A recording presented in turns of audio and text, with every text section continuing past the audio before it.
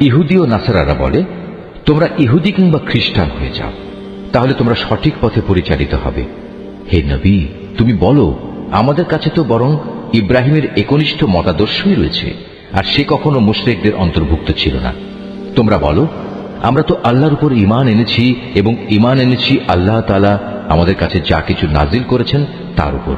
আমাদের আগে ইব্রাহিম, ইসমাইল, ইসহাক, ইয়াকুব ও তাদের পরবর্তী সন্তানদের উপর যা কিছু নাজিল করা হয়েছে তাও আমরা মানি।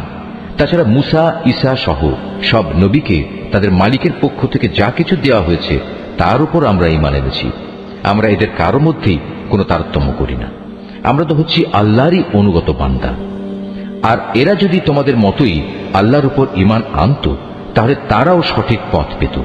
তারা যদি সে পথ থেকে ফিরে আসে, তাহলে তারা অবশ্যই উপদলীয় অনৈক্যের মাঝে পড়ে যাবে।